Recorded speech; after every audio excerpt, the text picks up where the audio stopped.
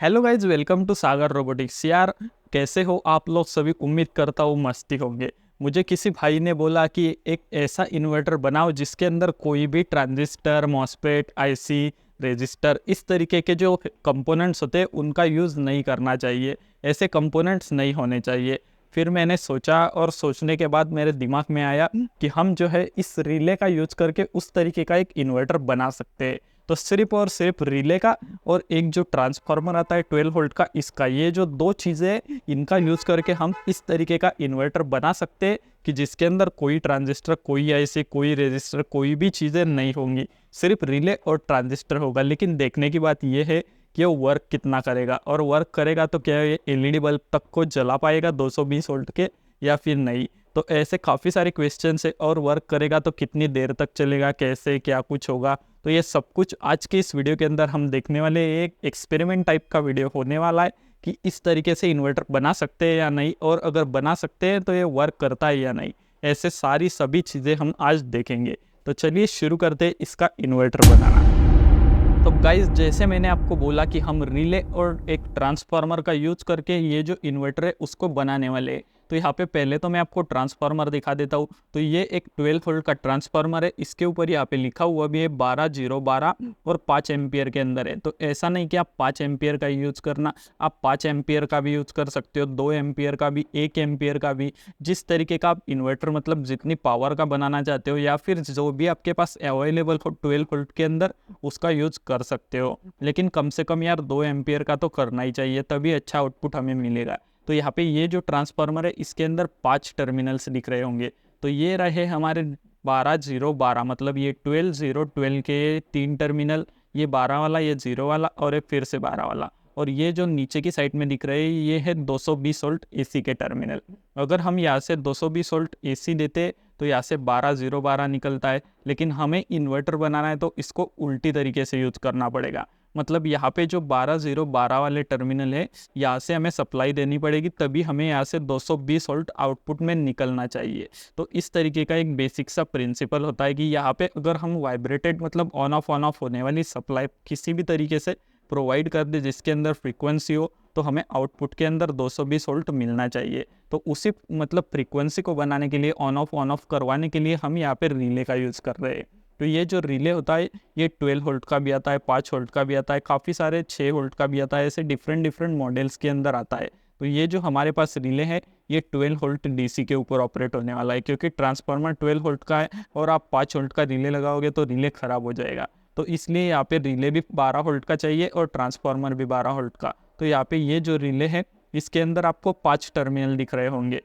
तो मैं आपको ये जो पांचों टर्मिनल है इनका मोटा मोटा जो मतलब क्या मीनिंग होता है वो बता देता हूँ। तो यहाँ पे ये जो इस साइड में आपको 3 टर्मिनल दिख रहे हैं, 1 2 3। तो ये जो 3 टर्मिनल है, तो इसमें का ये पहला वाला और ये लास्ट वाला है, बीच में का छोड़ के पहला और लास्ट वाला जो 2 टर्मिनल होते हैं ये इसके कॉइल को ऑपरेट करते हैं। मतलब 12 वोल्ट देने के ऊपर इसके अंदर एक इस तरीके की स्ट्रिप रहती है जिसको ये मूव कराने का काम करते हैं। और ये जो बीच वाला टर्मिनल होता है ये हमारा कॉमन टर्मिनल होता है। मतलब यहाँ से अगर हम सप्लाई देंगे तो यहाँ से ये जो 2 टर्मिनल है इनमें का एक जो येनो रहता है ये वाला जो है नॉर्मली क्लोज्ड रहता है, और ये जो है नॉर्मली ओपन रहता है। तो जो नॉर्मली क्लोज्ड है, मतलब ये जो पॉइंट है कॉमन वाला है, इसके साथ जुड़ा हुआ है। तो अगर हम यहाँ से सप्लाई देंगे तो यहाँ पे हमें सप्लाई मिल जाएगी।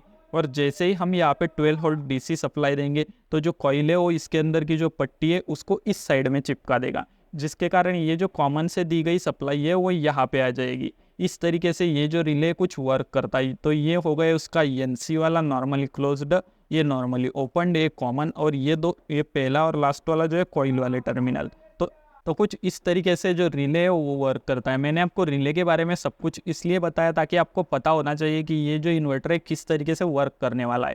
तो अब ये जो रिले, इसके कनेक्शन हमें इस ट्रांसफार्मर के साथ करने हैं। तो चलो जल्दी से इसके जो कनेक्शन है उसको कर लेते हैं। उसके बाद थोड़ा सा ही कनेक्शन है, सिर्फ 5-6 वायरें जोड़नी है। उसके बाद हमें इसका जो रिजल्ट है, मतलब ये वर्क करता है या नहीं, ये सब कुछ पता लग जाएगा। तो चलो पहले हम ये जो रिले इसके कनेक्शन कर लेते हैं। तो भाई सबसे पहले हमें ये जो रिले इसके 2 टर्मिनल एक जगह पे कनेक्ट करने पड़ेंगे, शॉर्ट करने पड़ेंगे। तो ये जो कॉइल है, कॉइल वाला ये वाला एक टर्मिनल, और ये जो हमारा नॉर्मली कनेक्टेड एनसी वाला टर्मिनल रहता उसको, तो इन दोनों टर्मिनल को हमें एक वायर के पीस के जरिए एक साथ शॉर्ट करने पड़ेंगे। तो चलो जल्दी से इनको कनेक्ट कर लेते हैं। गाइज इस तरीके से इस वायर को यहाँ पे शॉर्ट करने के बाद अब हमें आ जाना है हमारे ट्रांसफार्मर के ऊपर। तो ट्रांसफार्मर का जैसे मैंने आपको ये जो बोला 12 0 12 12 0 12 की वायरिंग है, उसके साथ हमें यहाँ पर 3 इस तरीके के वायर के पीसेस जो है उनको ज्वाइन करने हैं। अगर आपके ट्रांसफार्मर में बिल्ट इन मतलब पहले से ही वायरें हैं तो आपको ये प्रोसेस करने की ज़रूरत नहीं है, लेकिन ये जो है टैप वाला ट्रांसफार्मर है इसलिए इसके साथ हमें इस तरीके के वायर के पीसेस ज्वाइन करने पड़ेंगे। तो गलती से ग्रीन वाला यहाँ पे लग गया, ये हम बीच में लगा देते हैं जिससे कि पहचान हो सके कि 0 वाला टर्मिनल कौन सा है। ये जो पीला वाला वायर है उसको 1 नंबर के टर्मिनल के साथ यहाँ पे सोल्डर कर देते हैं, बचा वाला पीला वायर है उसको लास्ट वाले टर्मिनल के साथ सोल्डर कर देते हैं गाइज। और यहाँ से हमें 220 वोल्ट एसी आउटपुट निकालने के लिए भी 2 वायरें लगानी पड़ेंगी। तो इस तरीके की मैंने पीले कलर की 2 वायरें ले ली है, तो इनको हम यहाँ पे सोल्डर कर देते हैं जहाँ से हमें 220 वोल्ट एसी आउटपुट मिलेगा। ये जो हमारा पॉइंट है जो कि हमने यहाँ से कनेक्ट किया हुआ है, जो कि एनसी का नॉर्मली क्लोज्ड वाला पॉइंट है, उसके साथ हमें ये जो ट्रांसफार्मर का पॉइंट है एक 12 0 12 में का ये जो 12 वाला पॉइंट है पहला, उसको हमें इसके साथ यहाँ पर कनेक्ट कर देना है। तो चलो इसको यहाँ पर सोल्डर कर लेते हैं। ये वायर जो 12 वाला था उसको यहाँ पे अटैच कर देने के बाद इसके जस्ट नीचे का मतलब ये जो कॉइल वाला एक वायर है उसके साथ हमें यहाँ पे जो ट्रांसफार्मर का दूसरा 12 वाला मतलब 12 0 12 ये जो लास्ट वाला टर्मिनल है उसको यहाँ पे सोल्डर कर देना है। तो इसको कुछ इस तरीके से यहाँ पे सोल्डर कर लेते हैं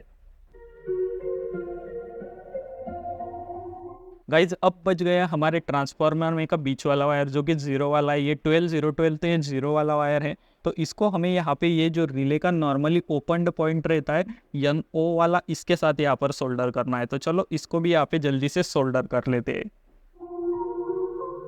रिले का और ट्रांसफार्मर का यहाँ पर जो कनेक्शन था वो कंप्लीट हो चुका है। अब इस तरीके की 2 वायरें लेनी है जहाँ से हमें जो है 12 वोल्ट की सप्लाई प्रोवाइड करनी है। तो यहाँ पे पॉजिटिव वाला जो वायर है उसको ये जो हमने ट्रांसफार्मर का 12 वाला वायर लगाया है मतलब 12 वाला वायर, उसके साथ यहाँ पे सोल्डर करना है। तो इसको यहाँ पे कुछ इस तरीके से हम सोल्डर कर लेते हैं।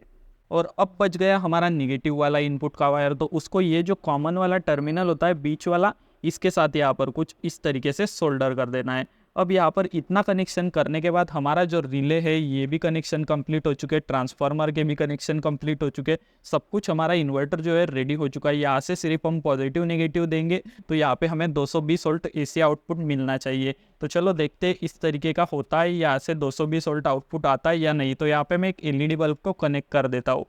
गाइज यहाँ पे हमारा सारा सेटअप रेडी हो चुका है। ये हमारा ट्रांसफार्मर, ये रिले, ये इन्वर्टर और ये रही इसकी 220 वोल्ट एसी आउटपुट की वायरें जो कि ट्रांसफार्मर के अंदर यहाँ पे नीचे की साइड में अटैच है जहाँ से 220 वोल्ट आउटपुट निकलेगा। और उसके साथ मैंने जुगाड़ से इस तरीके की कुछ पिन के साथ वायरें अटैच कर दी है और यहाँ पे एक बल्ब होल्डर है। तो इस बल्ब होल्डर के अंदर हम यहाँ पे एक 9 वाट का जो LED बल्ब है उसको जला के देखते हैं। ये 220 वोल्ट के अंदर है, मतलब 220 वोल्ट के ऊपर ऑपरेट होता है। तो अब ये रही हमारी पॉजिटिव नेगेटिव और ये रही 12 वोल्ट की यहाँ पे बैटरी। तो ये इसके नेगेटिव वायर को लगा देते और पॉजिटिव वायर को भी लगा देते। जैसे ही हम इसको यहाँ पे अटैच करते हैं तो आप देख सकते हो कि जो बल्ब है वो जल रहा है और हमारे रिले में से भी एक साउंड आ रही है। तो मैं आपको जो रिले की साउंड है उसको भी सुना देता हूँ कि किस तरीके से साउंड जो है रिले के अंदर से आ रही है।